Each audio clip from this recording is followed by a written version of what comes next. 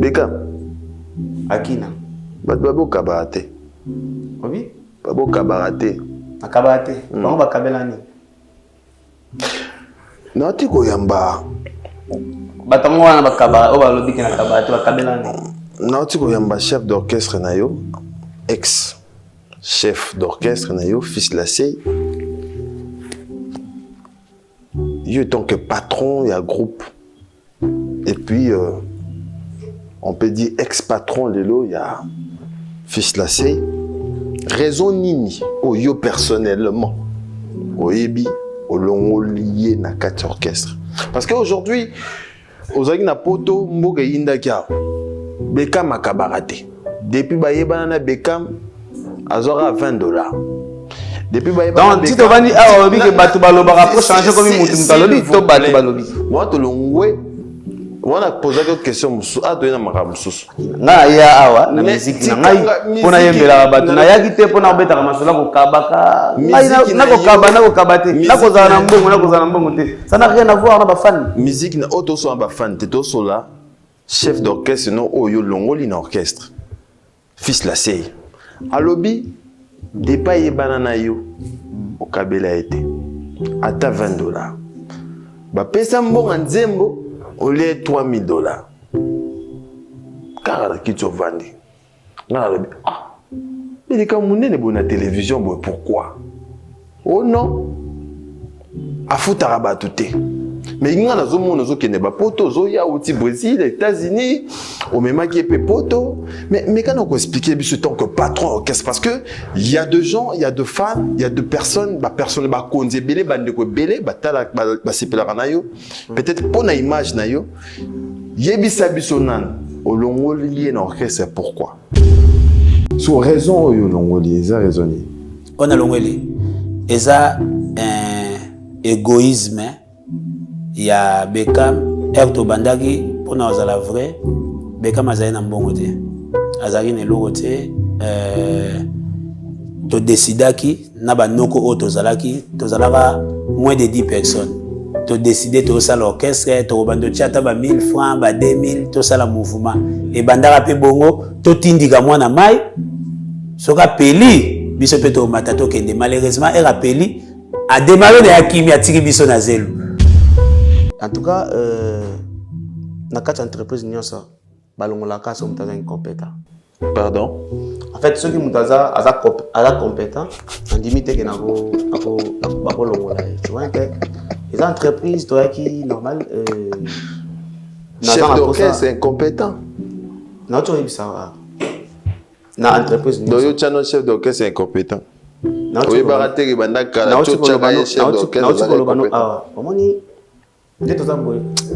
Musique est la bonne, Nathalie son lelo. OK. Na cause animateur lelo. Hein? Abo qui crée liboso par exemple. Congo sepeli. A d'autres travailler les sous-outils. A comme incompétent. Na la choix de business na ngo senga mutu fa pesa nga o na luka siko na sa nini. Oh. Tu comprends, tu yokani. Au kabate, eza logique. Kabana ote. Na kabana na te. Mais na kabana te wana quand même oyebi ke na mema ipoto. Oyebi soki obi osala ota par exemple chaka tatangulu to mema ndeko no mona famille. Monte ko sungi famille. Mais to chaye ndeko na biso to kene mitini tozongi. Olongwe pona ke ko solola na Beckham tozaya ko kita.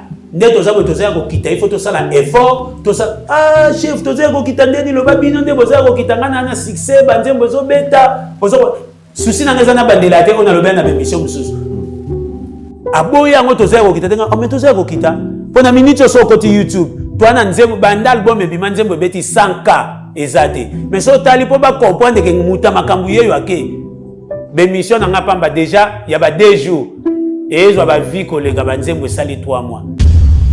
Chef d'orchestre aye Bolier Foufou il là on se quand oh Bolier Foufou il là na 6h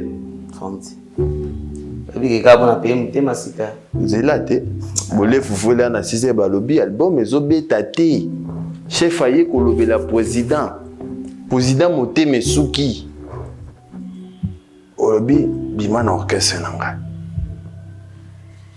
Vrai ou faux? Et à qui n'a pas besoin de moi.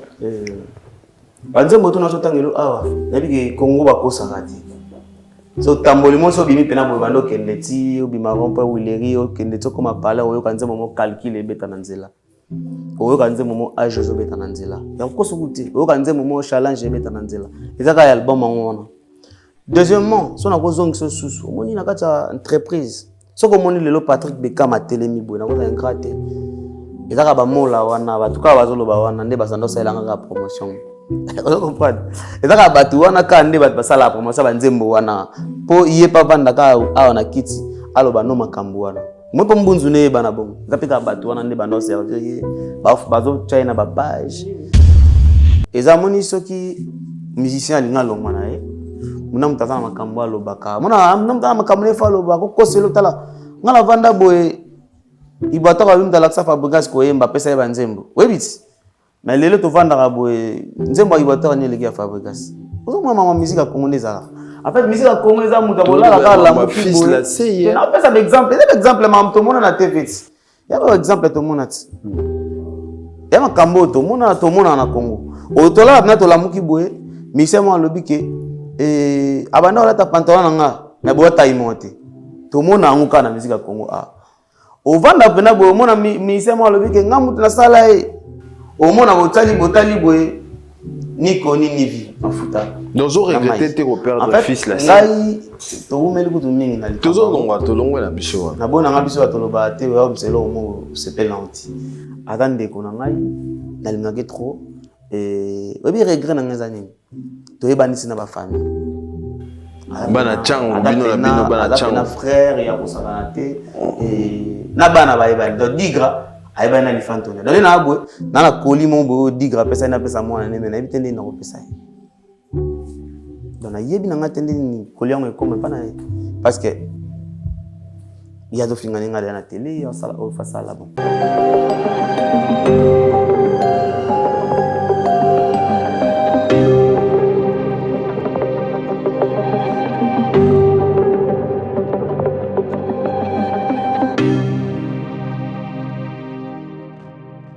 Bonjour, fidèles amis téléspectateurs et bienvenue dans votre émission Agenda Cultura, mesdames et messieurs.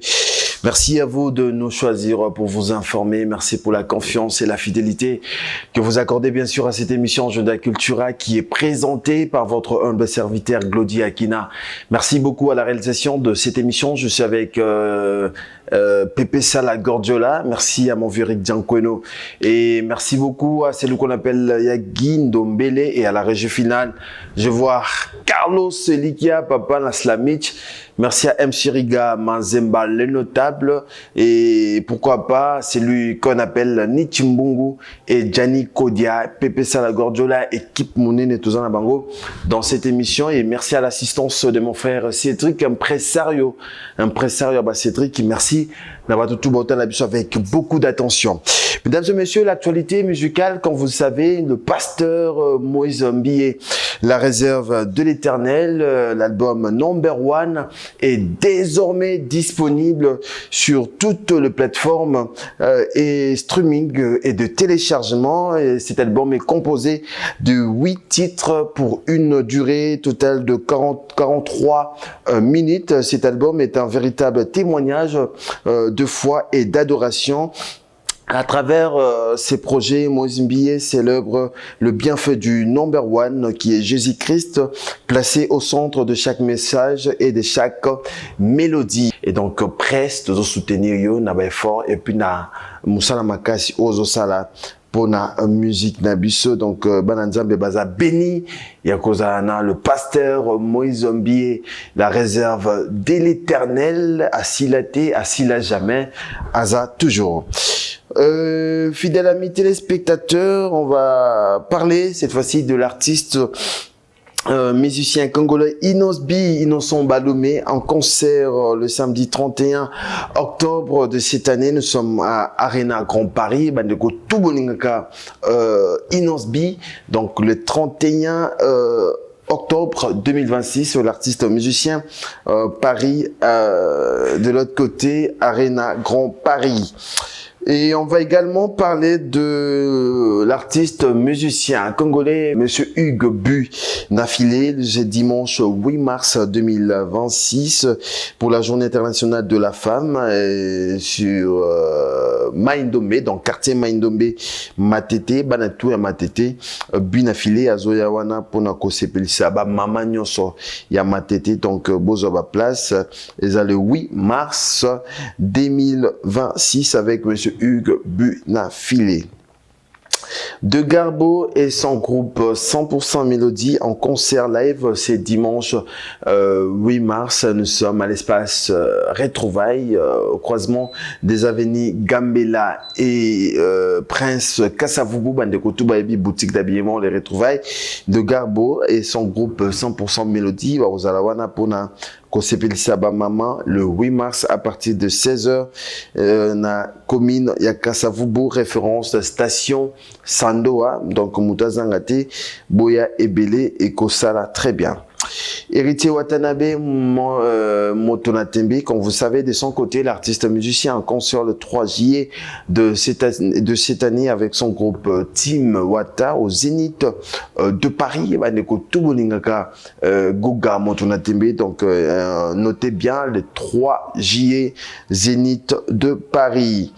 Kofi Olomide Mukwabongo, le Quadracoraman, de son côté, l'artiste musicien congolais va se produire le 12 juillet à Bruxelles, stade Roi Baudouin, Bandekoutou, Bolingaka, musique à Grand Moparo, donc PCB se rendez-vous pour le 12 juillet, stade Roi Baudouin.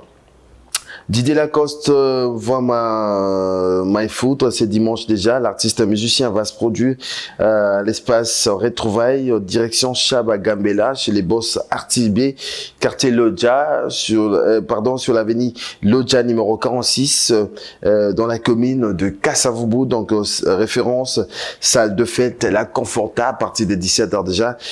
Didier Lacoste à Rosala déjà, n'est-ce pas, sur Retrouvailles, pour qu'on se ça, Mourenioso, il y a la bonne musique. Maestro Fabriga, de son côté, comme vous savez, l'artiste musicien congolais en concert le 5 juin de cette année. Nous sommes à Barcelone avec son groupe Villanova. Donc, Bozoba Billet, Bozoba Place pour nous découvrir l'album University. Donc, le 5 juin, et Rosalarwa Nakuna na Espagne, à Barcelone avec Maestro Fabregas. Et l'artiste musicien Fally Ipupa, Dicabla Merveille, de son côté, comme vous savez, deux productions, le 2 et le 3 mai 2026. Nous sommes au Stade de France. Un rendez-vous à ne pas manquer. Fidèle amis téléspectateurs, Bozoba Billet, Bozoba Place, pour assister à la production et artiste musicien Fally Ipupa. Et on va également parler du Padre Ferigola, Jésus des Nuances. De son côté, l'artiste musicien congolais en concert le 4 avril de cette année à Accor Hotel Arena avec le Padre et son groupe Jet Set. Fidèle amis téléspectateurs, tout au long de cette émission, nous allons revenir à l'actualité musicale. Et aujourd'hui, nous avons le réel plaisir de vous annoncer dans cette émission notre invité. Il s'agit bien sûr de l'artiste musicien, l'aide du maître Patrick Bécan. Comme vous savez, après assister à la production Mounene Oyo Déplique Pomba, qui à la Bras de Paris, après tourner à Brésil. Après Tazini, l'artiste musicien congolais de retour à Kinshasa, et c'est dimanche, on va parler avec l'aide du maître qui est Patrick Bécan tout à l'heure dans cette émission Agenda Cultura. Et sur ces mêmes plateaux, Matador pour les comptes de Déplique Pomba Yaniance, Tozozana Bango tout à l'heure, Tosololana au Italie, actualité. Voilà, fidèles amis téléspectateurs, merci beaucoup au bâtonnier Coco Kayudi Misamo Bogartina Poche, mon vieux de cœur, merci à Maître Bienvenu Faso, merci à Tetendaï Maboko Bank, TV Moro Batobele, Bota Labuso avec beaucoup d'attention. On va rentrer de l'autre côté de la réalisation, on va prendre cet élément et nous allons revenir pour recevoir le premier invité de cette émission. Regardez. Voilà, mesdames, messieurs, nous sommes de retour sur ce plateau d'Agenda Cultura. C'était donc là à la Bras de Paris, signé Déplique Pomba Yaniance. Félicitations à l'artiste musicien Déplique Pomba. Fidèles amis téléspectateurs, on va parler de l'artiste musicien Muketonga Voama. Comme vous savez, c'est dimanche déjà, l'artiste musicien en concert à l'espace Retrouvailles. Nous sommes sur l'avenue Lodja, dans la commune de Kassavoubou, référence. Salle de fête La Conforta, retrouver Didier Lacoste et son groupe à partir de 18h. Signé le boss Arthur B. Et l'artiste musicien Gez Kadima annonce déjà la sortie de l'album Module 2 qui sera disponible le 8 mars de cette année sur toutes les plateformes de téléchargement. Voilà.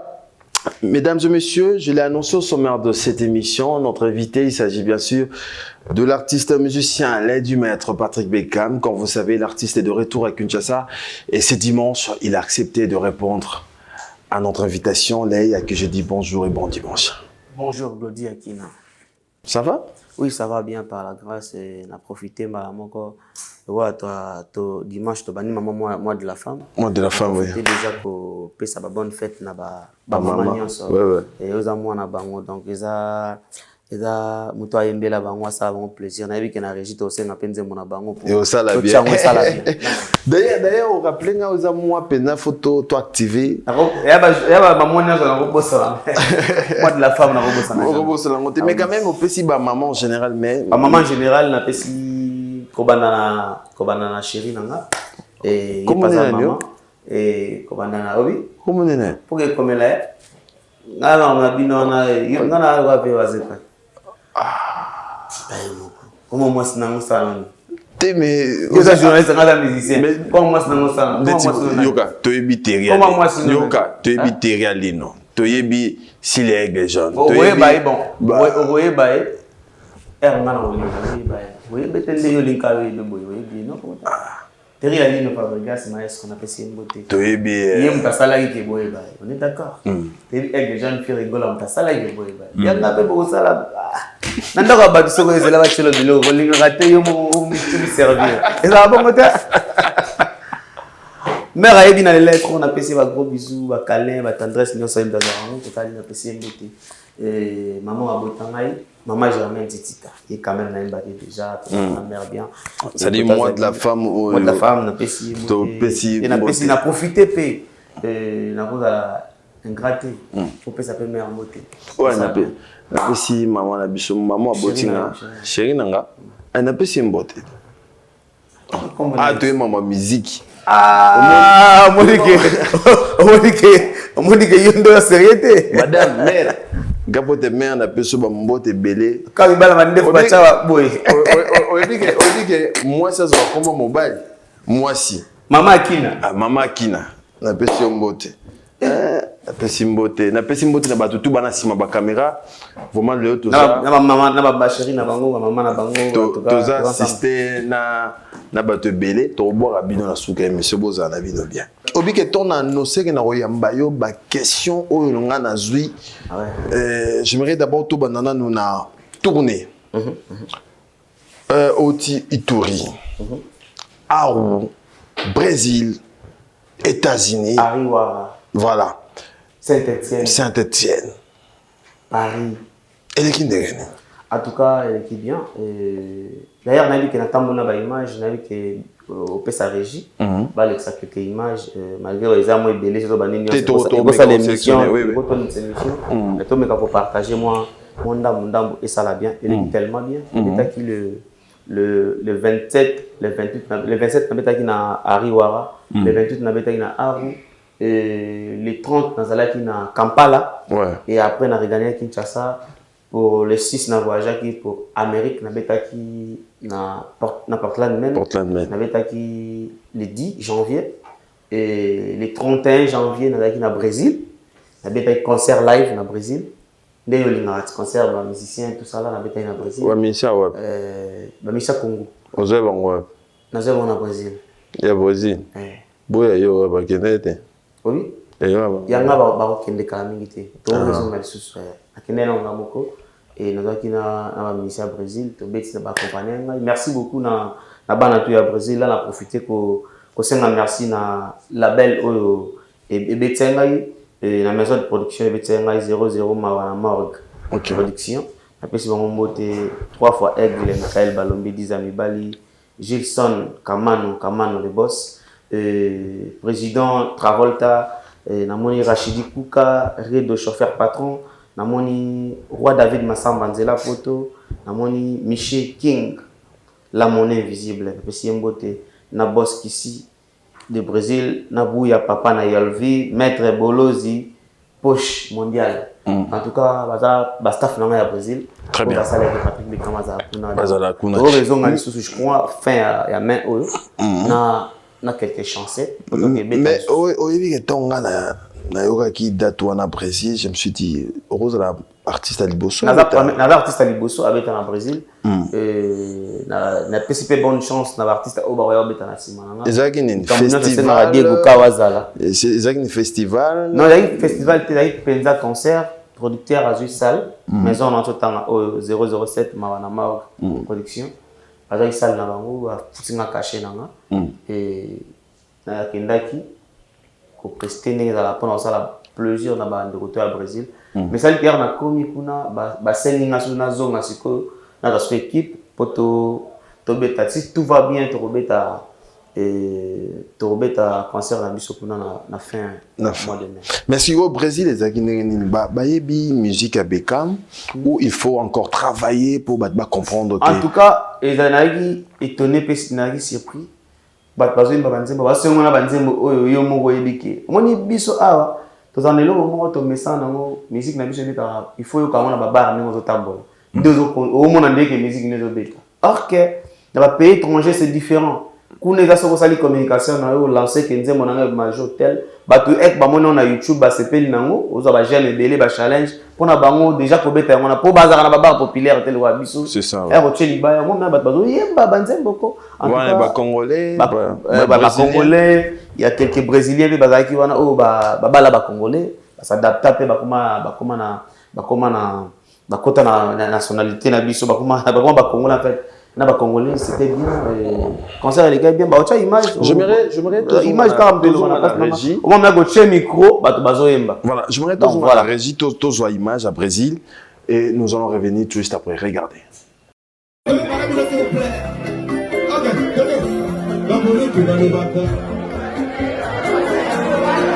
allez toka-moi babali moi si naye eliki koloba la vie est ça calcule la skotipunza takozo kanisa bona ye pe azoka kanisa bona ye bishikimu la vie est ça makamwebele la pizza takaki takozo kanisa bona yo pani ye bata ye makaba bona de plus s'il vous plaît pani ko liberté de Voilà, de retour sur ces plateaux, fidèles amis téléspectateurs. Félicitations à vous. Hein. Merci. Brésil, Pénet, Tossi Boy. Ouais, Tossi, en tout cas, rien à dire. Tu as un micro, il a eu tellement bien, on s'est raté. Il y a dans la salle, il y a 850 places. Et c'était vraiment du wow. Et à un moment, il y a un mois de mai. Et je crois, dans. Pour t'informer, voilà. Très bien. Alors, on va parler Portland Man. Portland Man, ouais. Combien de productions aux États-Unis? Aux États-Unis, il y a une production à Portland Man. Et il y a une soirée.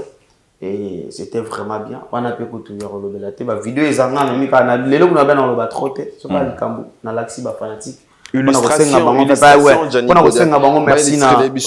merci na confiance wana o ba continuer repesa ngamoni lelo o musique comme pena passe ndakoza pa misi ba mbongo asali clip asali tout mais ba yo kata nzembo comme passe mais ceux qui bazo ka Patrick Beckham lelo boye fona za fier ya ko zongela ba ko senga ba merci. Très bien.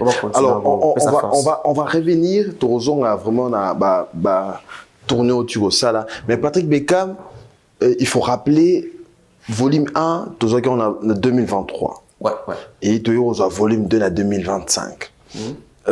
3 ans après, on peut subir volume 2. Est-ce qu'on peut dire aujourd'hui, vision, c'est l'album, tu vas comprendre philosophie de l'album, tu vas comprendre pour l'album. En tout cas, vision, on a pu comprendre l'album. Va comprendre. Mais il faut rappeler 3 ans après, de 2023 à 2025. 2 ans après. 2 ans. Ouais, ça, on a au mois de septembre 2023. Donc, en septembre, et ça a 3 ans, si je ne me trompe pas. 3 ans. Et dans ça, 2 ans après, on a fait 6 mois. Oui, on a bimi déjà, on a 3 mois. Et tous continuer à bosser dans la communication pour que tu comprendre comment après, total année de couper ça vraiment chose comme vision. Jusqu'à là album on épaissonné la carrière na jusqu'à là. Album c'est une visibilité. Très bien. Premièrement, c'est une visibilité parce qu'il y a un nombre de gens pour ça dessus. Il vraiment on pour ça parce que au moins visibilité à ko beta na groupe ya mutu. Na visibilité, il y a Yomoko et tant que produit qui soit monio ba que yé comme on a Patrick Beckham. Soit mon niveau avec bayoki nzembo avec nzembo ba Patrick Beckham en fait le album est single plus yango et na carrière mangai ya il est Patrick Beckham aza artiste quand même ça fait fierté la jeunesse. Très bien. Le pena disque on est single. Mais quand même selon vous est-ce qu'il y a de titres aussi mamitema il y a ba fan na yo. Par exemple. Un album histoire. Il y a volume 1 volume 2 par exemple, le titre est comme un challenge. Nzambe papa salela ngata challenge. Natala na mona bilongi ya baini nanga. Ngoyo ba seka kinga tango ya pasi. Alelelo na zui ba komi olanda landanga. Partout les gens dans le il y a un titre comme un ex préféré. Chacun a son ex préféré. Yebisanga ya yo ezalaka nani babo moma olekisa na chéri na yo ya kala soki balobi azonga yo kolingi ezala nani en tout cas on a déjà ba titre pas titre on a pas retour on a souvent son orbite ba concert voilà donc continuer na mboka sur na volume 2 et sur na volume 2 na titre mo bakulu tu balobaka mobalinda ye baka mwasi ya kobala kokamwa babali mwasi na ye calcul elingi koluba. La vie est un calcul. Dans mon zokanisa pona yo epe azokanisa pona ye. La vie est un makambo ebele. La vie nzoka calcul. Dans mon zokanisa pona yo oyebaka. Ye pas zokanisa pona ye. Et la bâtie vraiment quoi? Na ajo yo. Na banda kolela lisusu bolingo. Na ajo yo. Bazongela kobeta kangana bakwenga na sukia waye. Na lali puya ba bébé. Ngana sukia wai ngana bébé mémoral chao ba jaloux ngana bébé nanga tili fobo zo caresser mes thèmes à TikTok nazo mona et à titre mon comme nango de côté mabele mokonzi yeme ma papa wemba nyoso tozo welela tokotika yango futur mayo ezale passa ba susoenga na la vie malembe il faut pas être complexe. Mais même que nous avons clip nango et un titre vraiment lokola nini ya la prison amour no ekanganga la vagabondage et bombanga la prison zanga porte prison welengi akomi matin nakokufa wangai liwalanga na maboko no en fait ça parmi ba titre oyo nazo yoka lelo bona balabala so na oleka mais lelo trop ba parmi ba nzembo zo na on a tiroir na yo. Ah ben na rapena nini na banzembo tout so babi bon Beckham bimiseption nzembo moko oyo eza comme prise définition de ça démonie. En tout cas na côté on a été confusion belé côté mais parce que banzembo belé otiko yemba a eza parmi banzembo yo depuis mikolo ba arme na eza banzembo na tonza sika parce que yango ne na olinga ba arme na banzembo na tonza sika lo ba miniature mabeya moto oyo lingaka kuchaka ti na miniature po bakoluka baiba bilengi na ngai ndenge kinchekwa kimisa kolonda kombeto naembela ilu sentumbu kadasa ena nzembo mo lokwa naembeli Jimmy Belao ah ouais pesi mbote soka ya Belao suka na kunga en fait banzembo ya bele mais nzembo mo oyo na sepelaka nango ti lelo sa nzembo lokwa ya Rodrigue Matende nzembo mo nzembo mo Rodrigue Matende zongelanga soki oyete vinanga milelo Rodrigue milelo Rodrigue moko yo lobaki tokoboyana ti mokolo likia soso ekobota bana mapasa namipesaki nzoto na ngai mobimba nakanisaka longola bokuta nzoko ozalaki nobango akokauka banzembo lokota yemba douleur te mina depuis pomba banzembo te beleo nga mo sikoyo na fan nango lokwana na tana nga ya promotion na continue kosala communication mpona bafanatique oyo na bacomprendre te bacomprendre mais mpona nga mo mais ena nzembo moko yemba Fabrice Gitanvu parking à Badjogo trop c'est trop mais olobelaka yango te non olobelaka yango déjà nzembo wana nasala clip olobelaka yango te donc c'est-à-dire parmi banzembo oyo penda opesa baénergie ebele mpona koyemba banzembo lokola wana kopesa boss Fabrice Gitanvu na mbote parking à Badjogo plus la famille na loba yango nzembo wana nasala dans la clip nango tona kata promotion album histoire nalingaki nasala nakoma na 6 rumba ya ba clip ya volume 2 après na zonga na volume 1 na bando sko ba clip mzu na salaki na bando bimisa fait na za précité nga sala ndula mbango te na calme na bi que comme à décembre ba na style na ba clip na ba clip après 2 mois clip après 2 mois très bien il faut rappeler na ba baota la biso 30 titres pour la volume 1 la volume 2 est déjà disponible sur toutes les plateformes de téléchargement. Patrick Beckham, officiel, pour télécharger et consommer. C'est-à-dire l'album Histoire, on a tangué na cautionné. Au moins, mais quand même, succès album. Sur 100%, yo mo pesa en combien? Et succès album, pour l'instant, on a compté dans nous. On a compté 55% parce que nous avons une communication et nous avons dit que si nous avons ça, nous avons 70%. Album depuis Bimiawa, production ni na monene o beti pe na concert ni na monene o beti pour découvrir l'album voilà.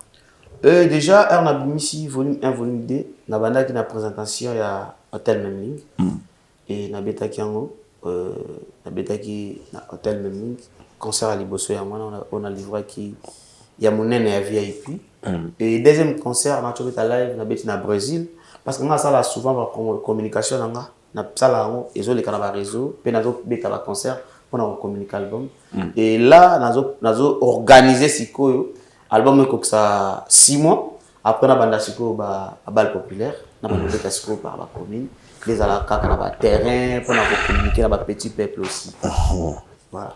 Bon, mon frère, mon sur album est bimi. Yo zimbongo pas Gitanvu, zimbongo pas Jimmy Belao, boembi banzembo. Comment asko yo bato boyembi na bango. Sko sali ndenge nini, ndenge album ebete bima ki boy. Osila na gina bayaya. Po yo ozoki ba enveloppe, ozina mabanga. Ezaki ndenge. En fait, dans l'entreprise, et c'est l'organisation d'entreprise, on gagne au autosui. On partage au autosui. On partagera toujours. Yo. Toujours. En fait, si on a bilongi à mission, c'est que banda orchestre en 2021. Autant là, le monde a commandé faire un soin, au monde qui va changer la stabilité, va me souper token là, va m'équilibrer. Mon frère. Il y a Mikili au bandi na un visa, aux billets. Au loger, bozongi pe. Comment? Nous sommes là, il y a moi qui suis mon musique. Obi question, on est tout le monde au seka. C'est que ça c'est comme ça. Na to sur la makambo pour tout ça va fanatique. Non blaguette. O kim sanga makambo na ela kia. Ça bien. Beckham. Akina. Babo kabarate. Obi? Babo kabarate. Akabarate. Bango bakabelani. Nati koyamba batango wana bakaba oba lobiki na kabati bakabelani. Nati koyamba chef d'orchestre na yo, ex chef d'orchestre na yo, fils Lassey. Yo tant que patron, il y a groupe. Et puis on peut dire ex-patron lelo, il y a fils Lassey. Raison nini o yo personnellement. Oyebi au longo lié na 4 orchestres. Parce qu'aujourd'hui, aux na poto mboke yinda kia Beckham a kabarate. Depuis bayebana na Beckham azora $20.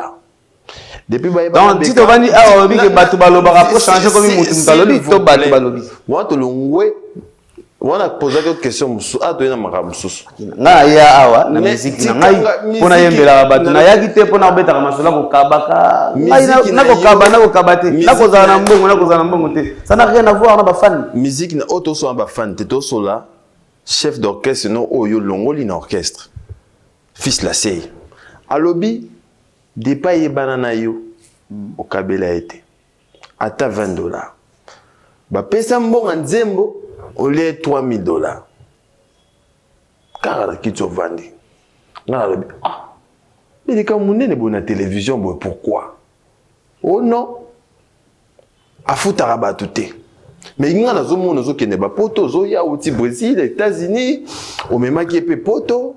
Mais quand on explique ce tant que patron orchestre, parce que il y a de gens, il y a de femmes, il y a de personnes, personne ba konze belé, bande ko belé, batala ba sepela nayo.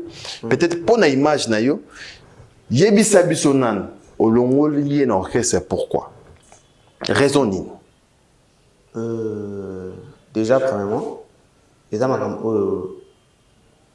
na ndenge na respect nazaka nango envers ba fanatique na yo Glody Akina na koloba mote mais soki pe na lobby te et ba fan o bana parler ba mona lokola na boudé bango soit na salelo mo eza sabotage envers bango parce que ba tant nde o solo bibe ba comme na posa ba yoka Bien réfléchi. En tout cas na quatre entreprises nyonso balongola ka so mutaza incompétent. Pardon? En fait, ceux qui mutaza aza compétent, en limite que nako longola. Tu vois que les entreprises toi qui normal chef d'orchestre c'est incompétent. Non, tu vois ça.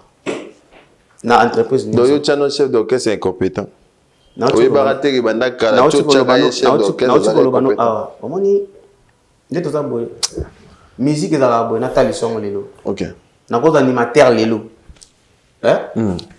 Aboua qui crée Liboso par exemple, Congo Sepeli, a d'autres travailler les sous-soutis.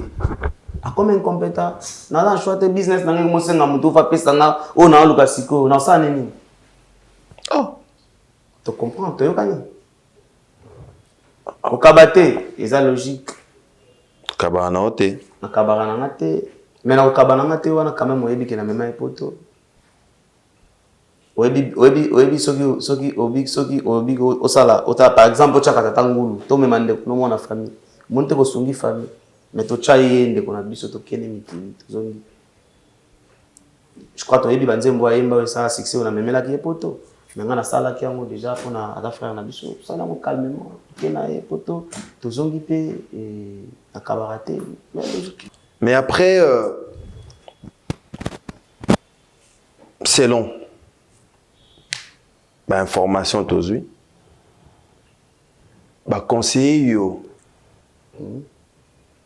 promotion de ça ma bienté ozana bureau ma bena ba mola bureau na yo ba l'air en bon à promotion chef d'orchestre ayé bolier foufou et là on sait quand oh bolier fou là na 6 heures 30 oui ka bona PM te masika zelate bolier foufou là na 6 heures ba lobby album ezobeta te chef ayé ko lobela président moté mesuki olobi bima na orchestre nanga vrai ou faux akina na ko selo moko banzembo to na so tangelo awa nabi ke Congo ba kosaka te so tamboli mo so bimi pena bo bando kende ti obima rompa wileri o kende to koma pala oyo kanzembo mo calcule beta na nzela oyo kanzembo mo age zo beta na nzela ya ko so kuti oyo kanzembo mo challenge beta na nzela ezaka ya album ngona. Deuxièmement, si on a besoin de sous, on a une entreprise. Si on a le Patrick Beckham a télémi, on a un gratte. Et ça va mal là, on a tout cas bazolo ba on a des basando ça la promotion. On comprend. Et ça va batu on a quand des bat ça la promotion ba nzembo wana. Po iye pa vanda ka on a kiti. Alo ba no makambu wana. Moi po mbunzu ne bana bon. Zapika batu wana ne bando servir. Ba bazo China ba page. En fait po omona mbunzu elongi wana ya ba mona elongi ne wana ke iye komona ye Patrick Beckham.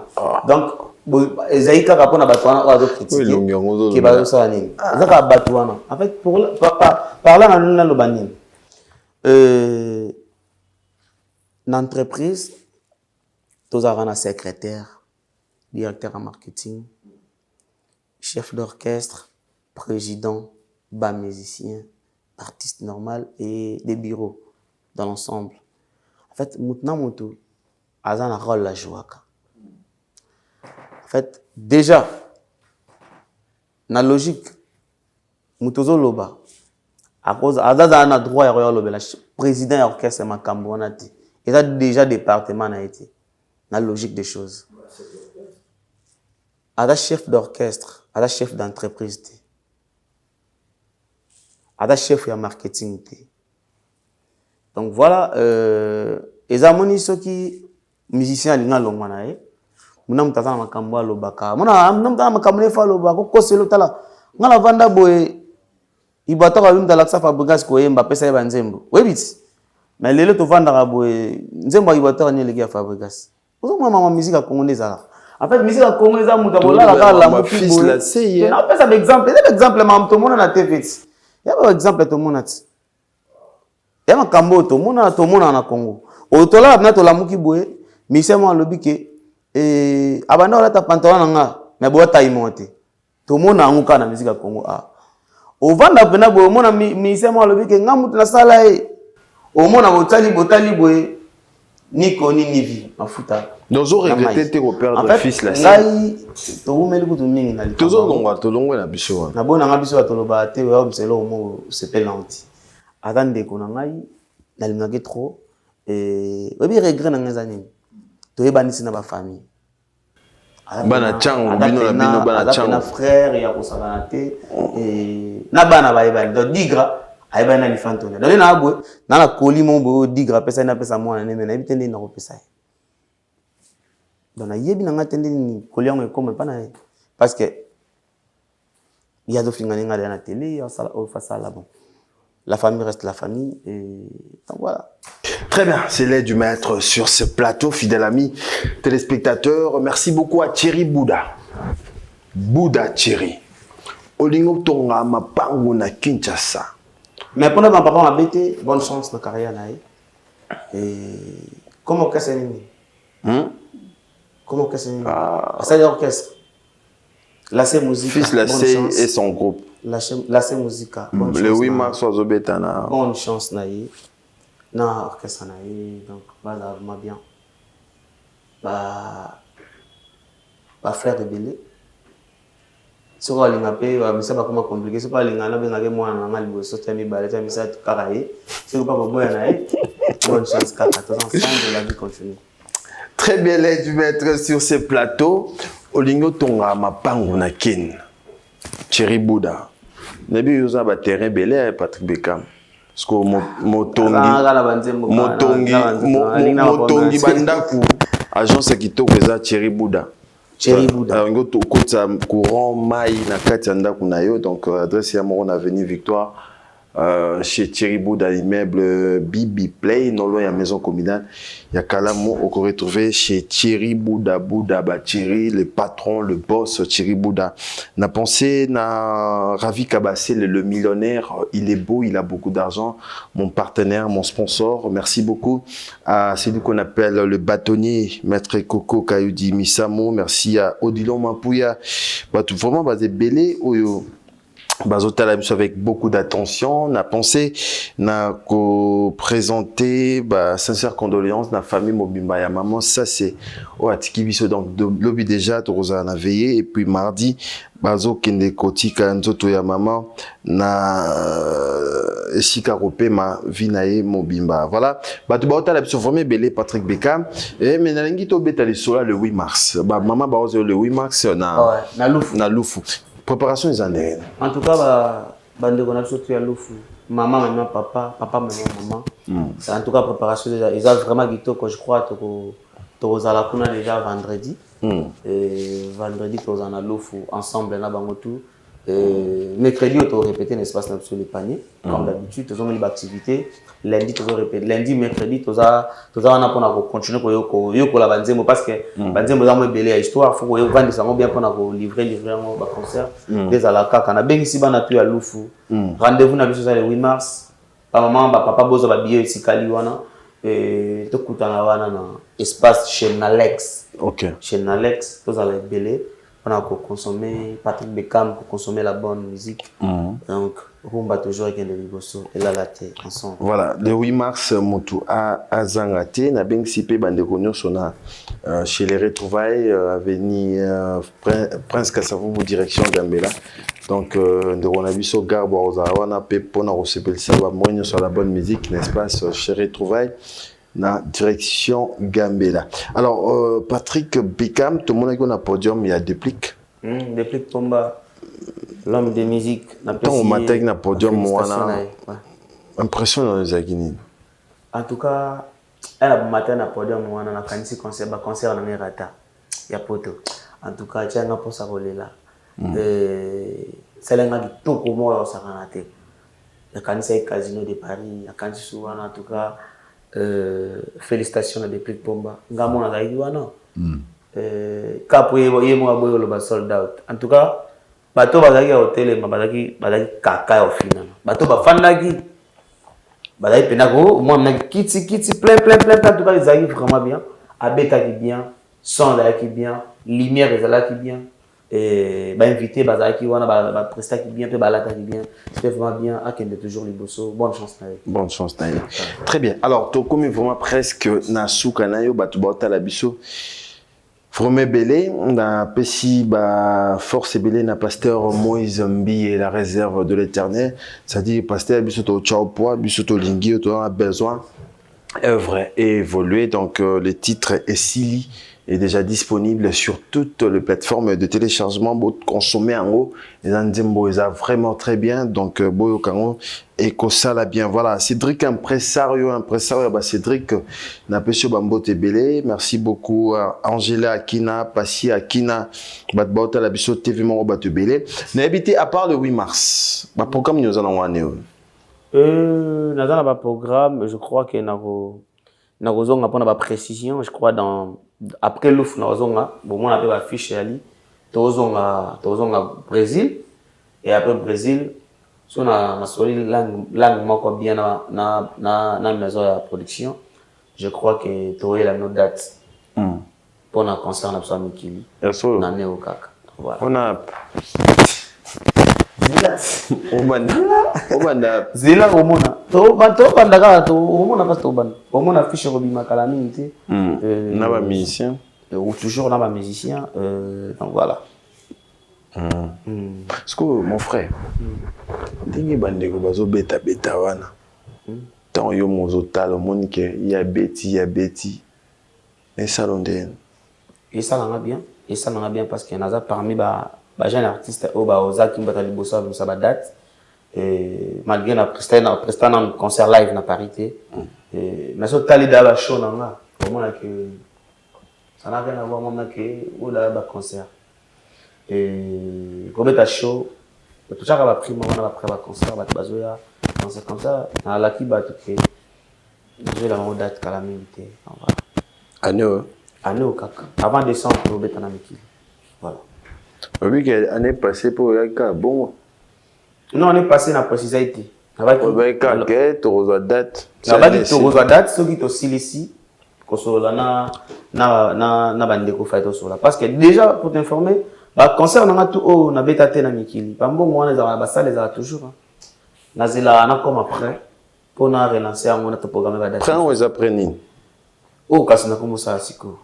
On a comme après, on a dit que dans calamité.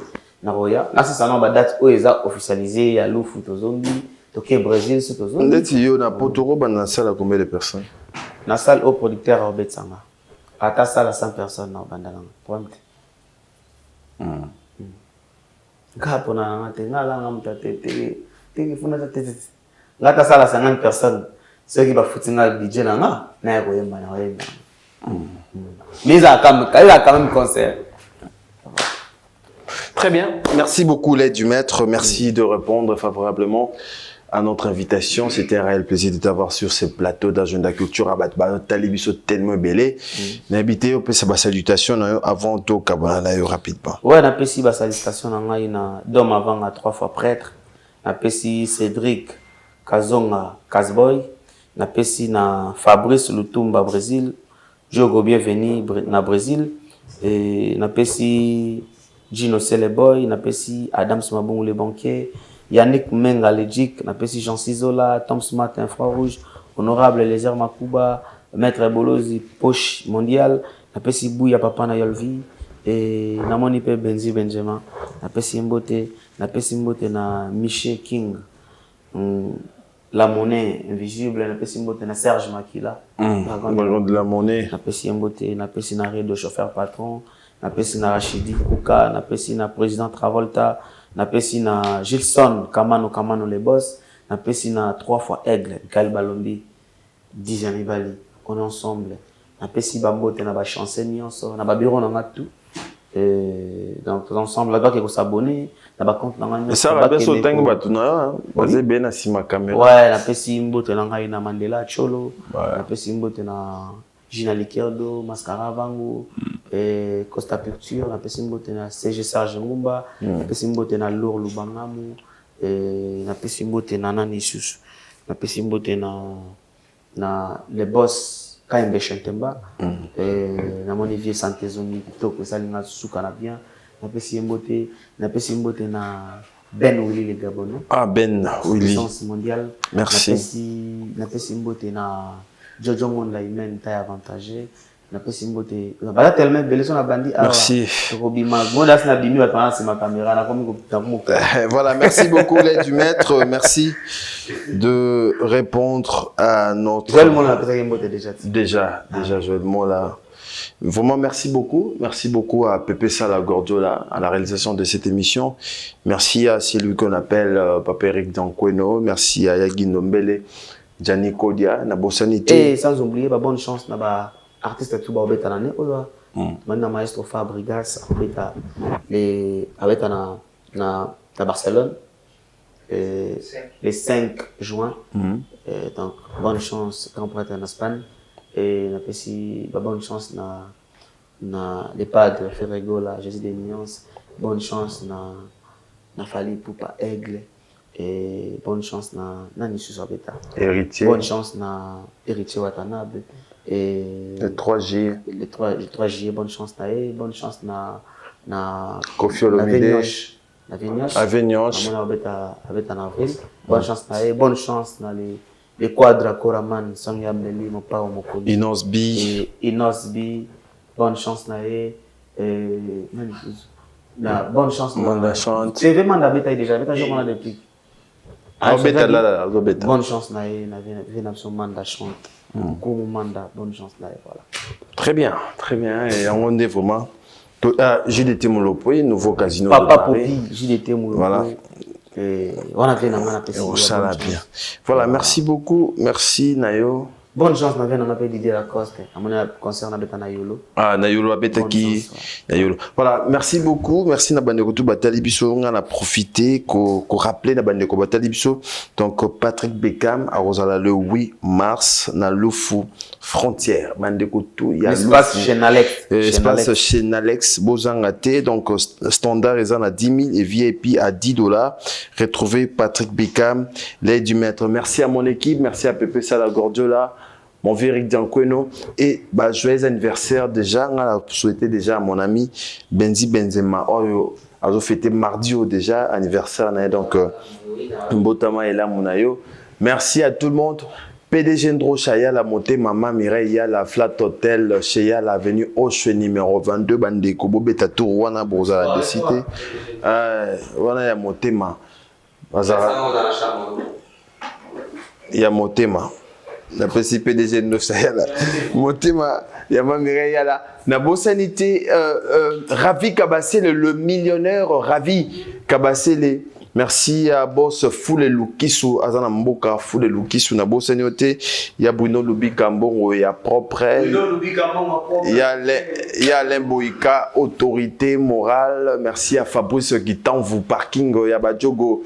Merci Nabandeko Tou, Batali Bisso, les boss Lévi Sabotana, Siamoulex, Aigle Noir, Maître Neville Akina, Angela Akina, Bandeko Tou, Batali Bisso, on se retrouve déjà très prochainement pour un nouveau numéro de cette émission Agenda Cultura. Merci. Voilà, de retour sur ces plateaux. Fidèles amis, téléspectateurs, merci beaucoup à celui qu'on appelle le millionnaire Ravi Kabassele. Il est beau, il a beaucoup d'argent, le millionnaire Ravi Kabassele, un peu sur Bambo Tebele. Merci à mon ami et frère Cédric, impresario, Cédric. Merci beaucoup à Maître Neville Akina. Merci à Fabien Malien Akina, de Belé, famille Akina Mwambimba. Avec beaucoup d'attention. Angela Akina Nabo Saniote Matador. Ouais, Claudie Akina. Bonjour et bienvenue. Ouais, bonjour. Ça va? Ouais, Dieu fait grâce, donc on est là, donc qui m'y est allé, et surtout c'est mon ami. Voilà, très bien, merci beaucoup. Yako Yalelo, Botiko Beta à la bras de Paris, Tomoni, Ozagi parmi les musiciens, on va dire sélectionnés, fallait beau assister, beau Beta Nakuna, mais qu'est-ce qui s'est passé d'abord, Bokendete?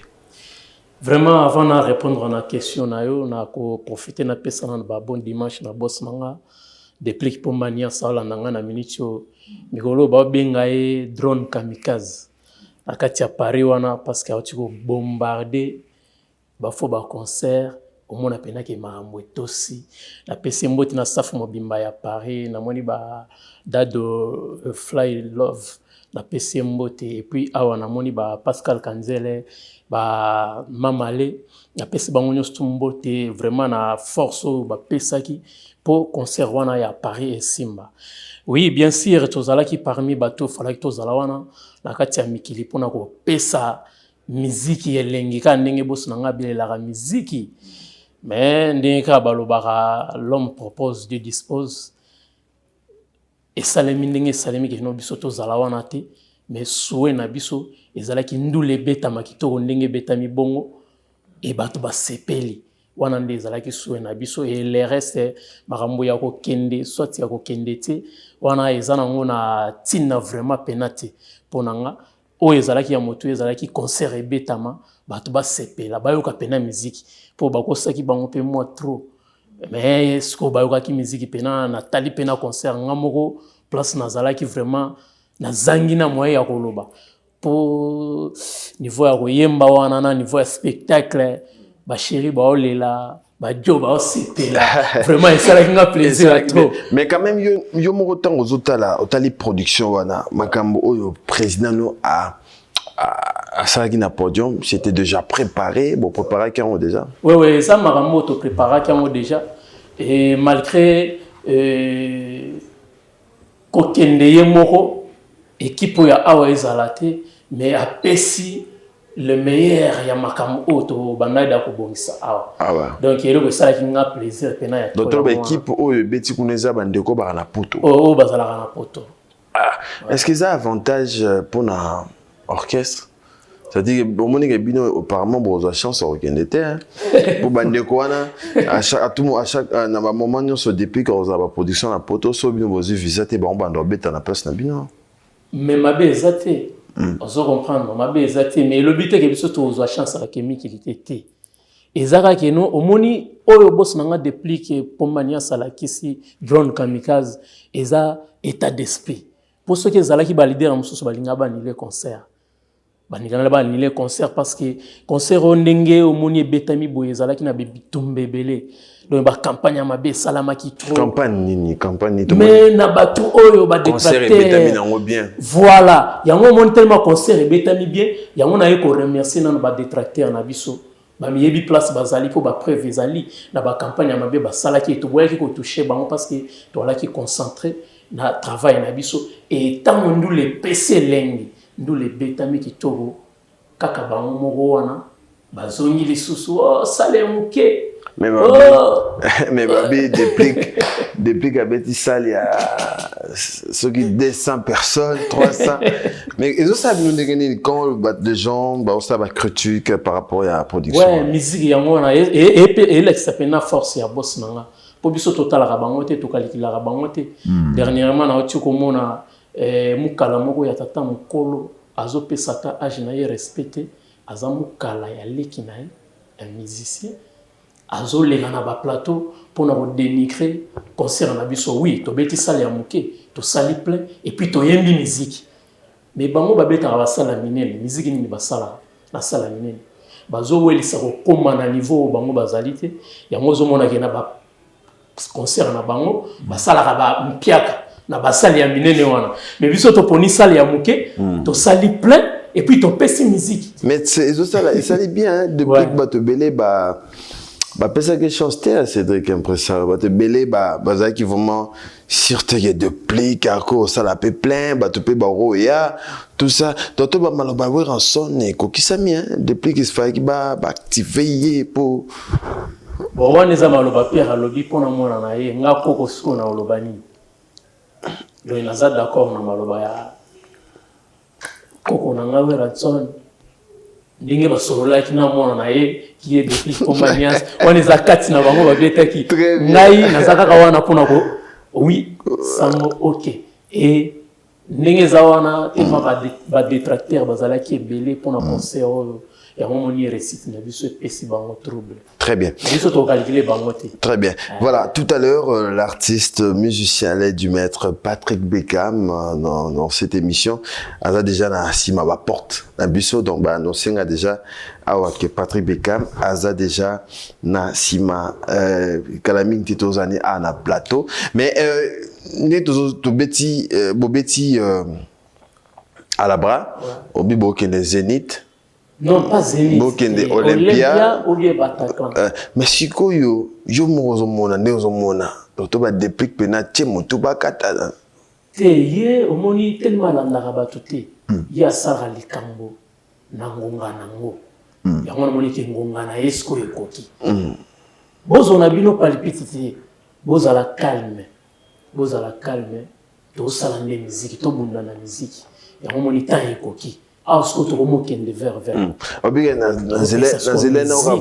zelena uka vocal no sala na zaratiteni assassin te nani na mon premier rendez-vous au sala de bakanza kufaliwa ya fimbwe bakanza kufaliwa ya fimbwe pozalaki fidèle na nzambe na ye yoka miziki pozalaki fidèle na ala na ye napena ndimi na yo no martira bolingo ya Christian Mokwa ani musuluku Olivia Octon mama na Julia noveli taille troublante donc biloko nyonso alambra bazongo te biso ki alambra surtout staff na ngeza la ki wana na moni master nanga Fabrice Aloua bazalaki wana na Barkanji staff pena mobimbe bazalaki wana donc pour nanga et puis merci vraiment à Jessica Nzimbi World Parc Delix azalaki wana na délégation na mobimbe bazalaki wana ba kaka pour soutenir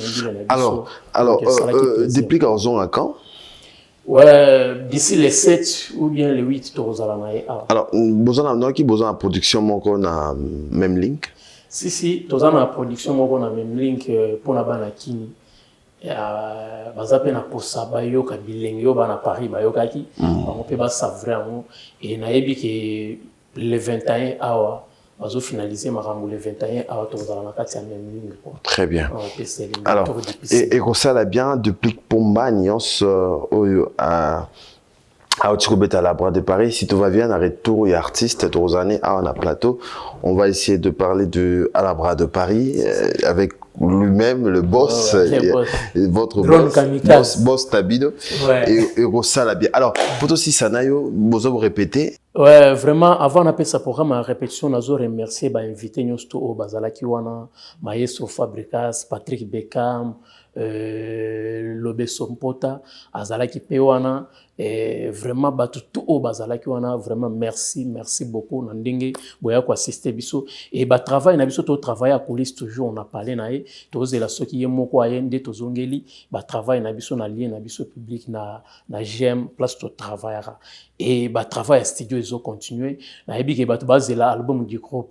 Donc l'album du groupe ezo ya boyo ka titre nanga ndenge nini na yembi po biso to yembara ndenge ka yemoko lo baka musique po yemoko pe kuna na Paris alors travailler studio parler na biki tant ozo kitawa to continuer boulot et makambo kozala bien pena ya makasi. Alors rapidement quelques salutations. Ouais numéro de contact plus 243 999 48 11 61 bato bako binganga pona moi dédicace ninga ezalaka na pesimbote na date de fly loveli taille troublante boss Mohamed Moleka motema ya Charité Moleka honorable Francis Iba et puis Charles Chitenda mofini kwa Diobour Gloria Moussoili maman na Anna Laure et puis Patrick KM na Pession Mbote les facilitateurs Pi Carlos Papi Tshisekedi.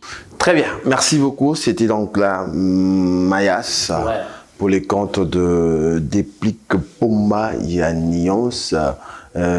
Fidèle ami téléspectateur, merci beaucoup à mon ami et frère Francis Diakota, merci à le bâtonnier maître Coco Kaudi Misamo, merci à Nabandeko Toubota Labsubele avec beaucoup d'attention. On va la voir rentrer de l'autre côté de la réalisation. Fidèle ami téléspectateur, on va prendre cet élément et nous allons revenir pour recevoir l'artiste musicien Patrick Beckham, Lady Maître, dans cette émission Agenda Cultura. Regardez.